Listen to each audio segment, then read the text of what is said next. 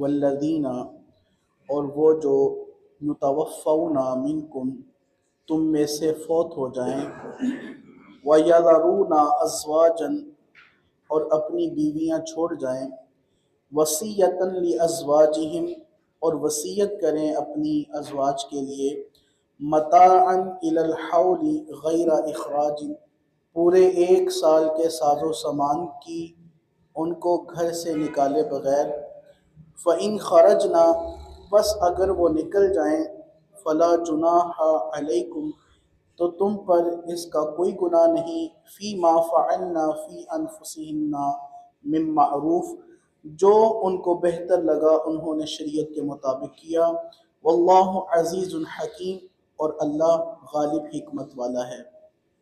عزیزانی گرامی قدر، اس آیت مبارکہ میں ایک حکم بیان کیا جا رہا ہے جو حکم منسوخ ہو چکا ہے۔ سب سے پہلے سمجھیے اس بات کو کہ یہ آیت مبارکہ تلاوت کے اعتبار سے تو ہے، لیکن حکمی اعتبار سے یہ منسوخ ہے۔ اس کو قرآن پاک میں تلاوت کیا جائے گا، پڑھا جائے گا، لیکن اس پر حکم نہیں کیا جائے گا، اس کے حکم پر عمل نہیں کیا جائے گا۔ ابتدائے اسلام میں سلسلہ کار یہ تھا کہ اگر کوئی بیوہ ہو جاتی عورت تو اس پر عدت پورا 1 سال ہوتی تھی، پورا 1 سال اس کا عدت میں گزارنا ضروری تھا، اور خاوند کے لیے ضروری تھا کہ وہ 1 سال، پورا 1 سال بیوی کا نان و نفقہ جو ہے وہ برداشت کرے۔ 1 سال کے بعد عدت مکمل ہوتی تھی، لیکن جیسے ہی سورۃ بقرہ کی آیت نمبر 234 نازل ہوئی، یتربصن بانفسہن 4 اشہر وعشرا، کہ عورت جو بیوہ ہے اس کے لیے 4 ماہ 10 دن ہے، تو یہ جو سال والا حکم تھا یہ منسوخ ہو گیا۔ اب سال عورت عدت نہیں گزارے گی، بلکہ بیوہ جو ہے وہ عدت گزارے گی 4 ماہ 10 دن، اور جو تھا کہ سال بھر نان و نفقہ جو ہے وہ شوہر کی طرف سے ہوگا، وہ سورۃ نساء کی آیت نمبر 12 سے وہ حکم بھی منسوخ ہو گیا کہ اب جو بیوہ کی عدت ہے وہ 1 سال نہیں ہے، وہ 4 ماہ 10 دن ہے، اور 4 ماہ 10 دن کا خرچہ ہی شوہر پر واجب ہے، اور پورے سال کا خرچہ شوہر پر واجب نہیں ہے۔ تو اس آیت مبارکہ میں بیان کیا گیا تھا کہ اگر تم اپنی بیویاں چھوڑ کر مر جاؤ اور بیویوں کے لیے وصیت کرو پورے 1 سال کے نان و نفقہ کی، خرچہ کی، اور بیویاں اپنی مرضی سے 1 سال پورا کرنے سے پہلے نکل جائیں اور اپنے بارے میں فیصلہ کریں شریعت کے مطابق، تو اس پر تم کو کوئی گناہ نہیں ہے، اور اللہ غالب حکمت والا ہے۔ اس آیت مبارکہ میں یہ بیان کیا گیا تھا۔ چونکہ اب یہ آیت منسوخ ہو چکی ہے، اس پر حکم نہیں کیا جائے گا، لیکن اس کی تلاوت کی جائے گی۔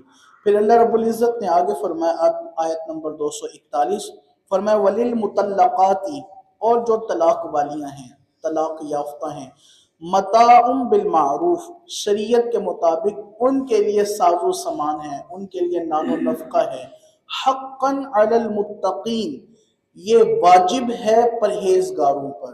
یاد رکھیے، یہ مسئلہ سمجھ لیجئے۔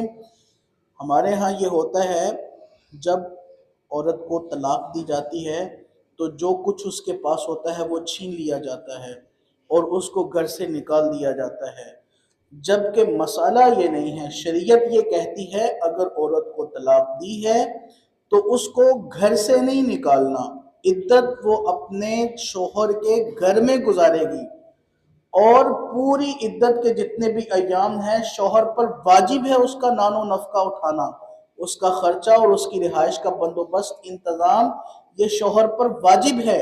اگر کوئی اس عورت کو گھر سے نکال دیتا ہے تو گناہ گار ہے، اور اگر نان و نفقہ نہیں دیتا تو بھی گناہ گار ہے۔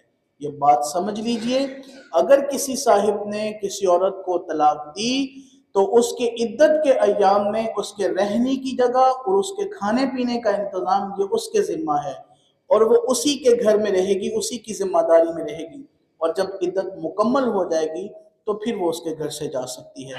فرمایا حقاً علی المتقین، یہ پرہیزگاروں پر واجب ہے۔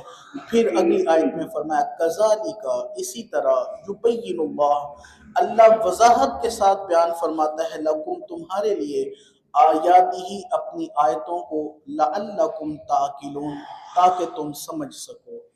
میرے بھائی، میرے عزیز، میرے دوست، میرے محترم، بات پھر ایک ہی کہوں گا، آج امت یہ زوال کے اوندے منہ میں جو گر چکی ہے، سبب ایک ہی ہے، قرآن سے ناطہ توڑ لیا ہے، قرآن سے منہ موڑ لیا ہے۔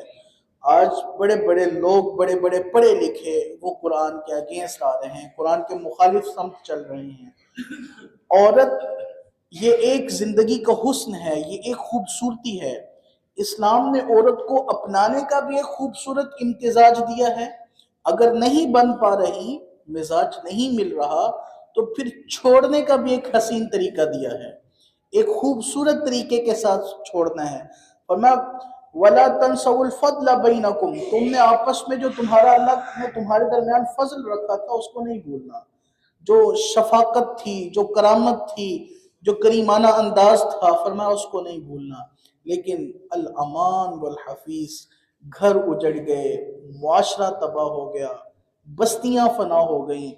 وجہ ایک ہی ہے، اگر ادراک کیا جائے، قرآن سے منہ موڑ لیا، قرآن سے دوری اختیار کر لی۔ عورت کو رکھنا ہے وہ بھی خوبصورت انداز کے ساتھ، آج عمل کی نیت کر لیجئے، اور نہیں بن پا رہی، مزاج نہیں ملتا، تو پھر چھوڑنا ہے تو وہ بھی خوبصورت انداز کے ساتھ چھوڑنا ہے۔ اللہ رب العزت کی بارگاہ میں دعا کرتے ہیں، الہی ہم مردوں کو صحیح فہم عطا فرما، صحیح فہم و فراست، سمجھ بوجھ عطا فرما۔ الہی ہمیں صبر و استقلال کے ساتھ فیصلے کرنے کی توفیق عطا فرما۔ جذباتی نوجوان جذباتی فیصلے کر کے گھروں کو تباہ کر لیتے ہیں، الہی ہمیں جذباتی فیصلوں سے محفوظ فرما۔ ہمیشہ ہمیں عقل میں رہتے ہوئے اور اللہ کے رسول صلی اللہ علیہ وسلم کی فرمانی میں رہتے ہوئے الہ العالمین اپنی زندگیوں کے فیصلے کرنے کی توفیق عطا فرما۔ آمین بجاہ طہ و یاسین۔ السلام